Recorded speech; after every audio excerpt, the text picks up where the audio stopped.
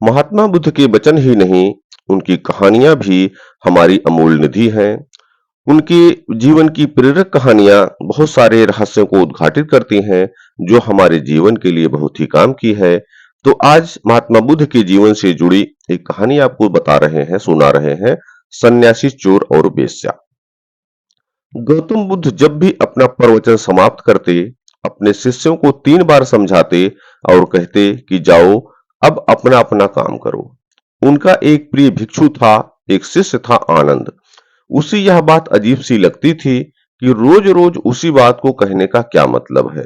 और जब एक दिन उससे रहा नहीं गया तो उसने उन्हें टोक दिया, महात्मा बुद्ध से पूछ ही लिया।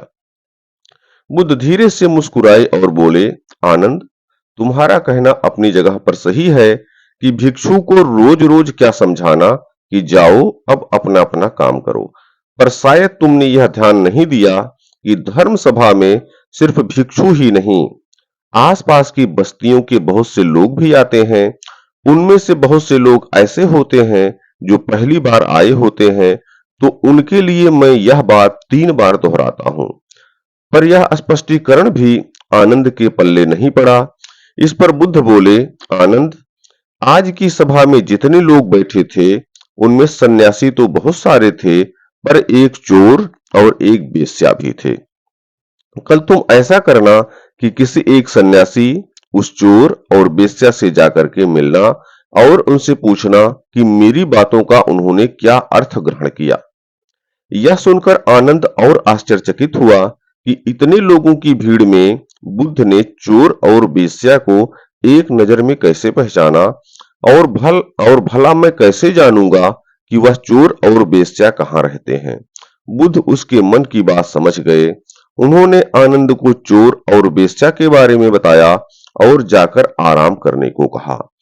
आनंद ने जैसे तैसे उत्सुकता में वह रात काटी और अगले दिन सुबह सुबह तहकीकात के लिए निकल पड़ा। सबसे पहले वह एक सन्यासी के घर पहुंचा, जो बुद्ध की धर्म सभा में नियमित रूप से आता था। आनंद ने उससे पूछा, रात्रि सभा में बुद्ध ने जो आखिरी वचन कहे कि अब जाकर अपना अपना काम करो, आपने उससे क्या सीखा। इस पर वह भिक्षु बोला, इसमें सीखने वाली क्या बात है। भिक्षु का नित्य कर्म है शाम को ध्यान, अल्प भोजन और विश्राम। मैंने कल भी वही किया। आनंद को पता था कि भिक्षु से उसे यही उत्तर प्राप्त होगा, अतः वह मुस्कुराया और चोर के घर की ओर चल पड़ा। पूछते पूछते वह चोर के घर पहुंचा। चोर उस समय सो रहा था। उसे उसके घर वालों ने जगाया और बताया कि भिक्षु आनंद उससे मिलने आए हैं। यह सुनकर चोर चौंक पड़ा और हाथ जोड़कर आनंद के सामने हाजिर हो गया। आनंद ने अपना सवाल दोहरा दिया। रात्रि सभा में बुद्ध ने जो आखिरी वचन कहे कि अब जाकर अपना अपना काम करो, आपने उससे क्या सीखा। चोर विनम्र शब्दों में बोला, भिक्षु, बुद्ध तो अंतर्यामी है, इसलिए आपसे क्या छिपाना। मैं कल रात पहली बार बुद्ध की धर्म सभा में गया और उनके प्रवचन सुने। मेरा तो जीवन ही सफल हो गया।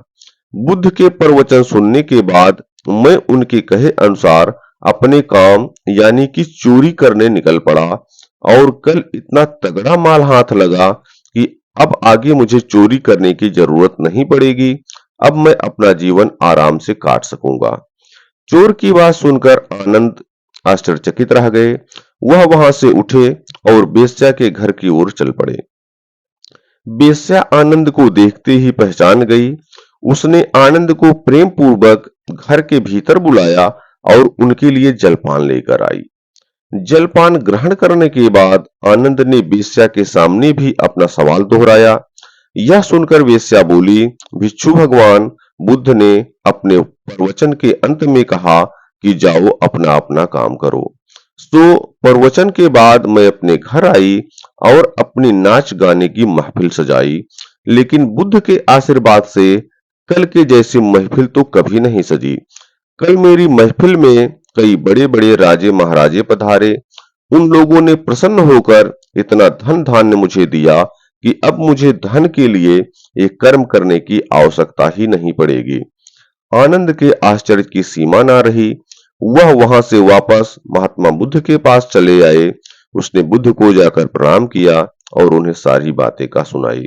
बुद्ध बोले, आनंद, इस संसार में जितने भी व्यक्ति हैं, सबके मस्तिष्क अलग-अलग हैं। वे सभी लोग अपनी बुद्धि और क्षमता के अनुसार ही हर बात का मतलब निकालते हैं। इसीलिए मैं अपनी इस बात को 3 बार कहता हूँ कि जाओ अब अपना-अपना काम करो। इसके पीछे मेरी सोच यही है कि किसी के समझने में कहीं कोई कमी ना रह जाए, लेकिन इसके बाद भी लोग उस बात का मतलब अपने-अपने हिसाब से समझते हैं और इसका कोई उपाय भी नहीं है।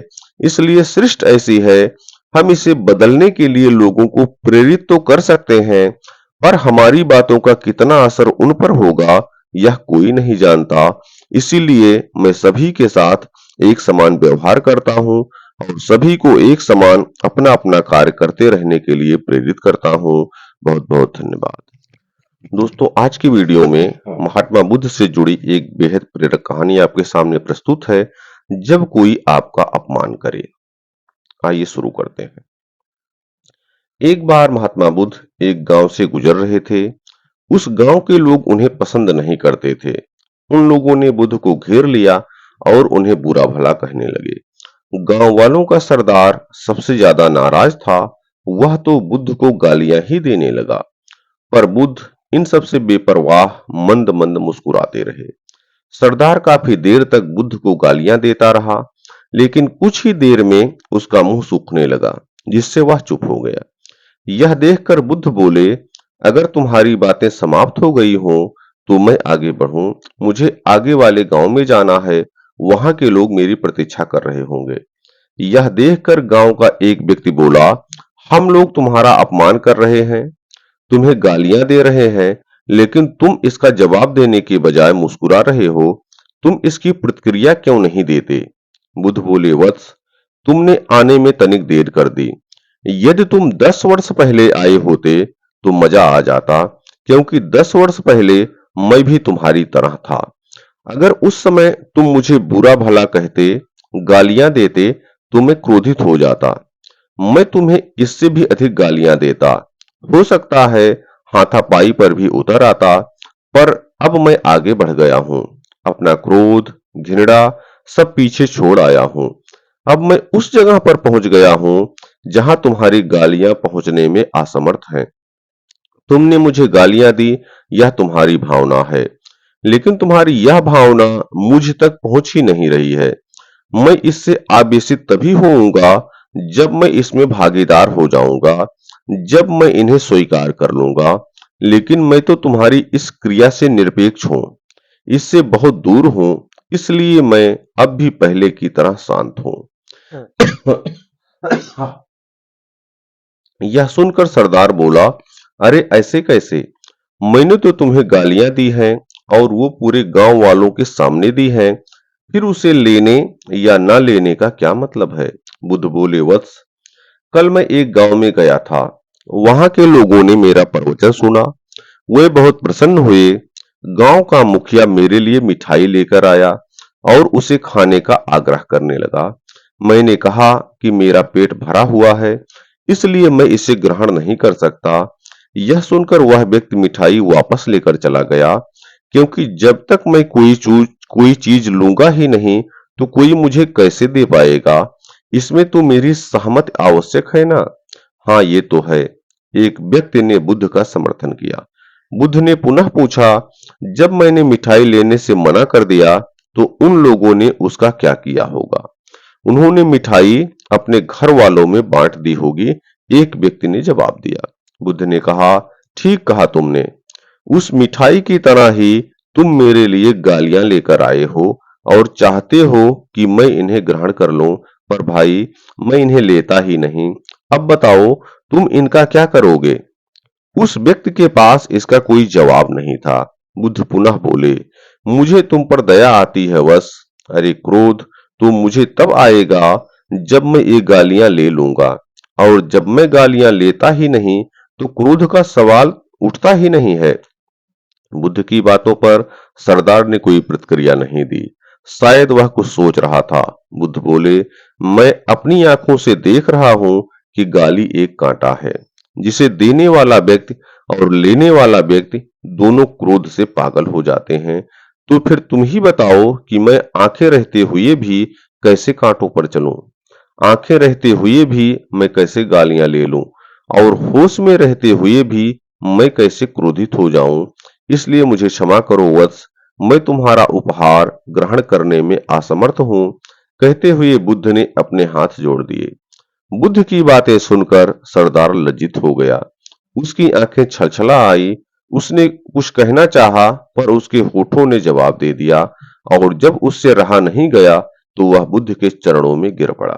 दोस्तों, हमें से ज्यादातर लोग यही समझते हैं कि हमारे दुखों का कारण कोई दूसरा व्यक्ति है और जब हम ऐसा मानते हैं तो हम अपने स्व नियंत्रण की कमी और अक्षमता को अनदेखा कर रहे होते हुए वास्तव में यह हम पर निर्भर करता है कि हम दूसरों के द्वारा प्रदान की गई नकारात्मकता को स्वीकार करते हैं या नहीं।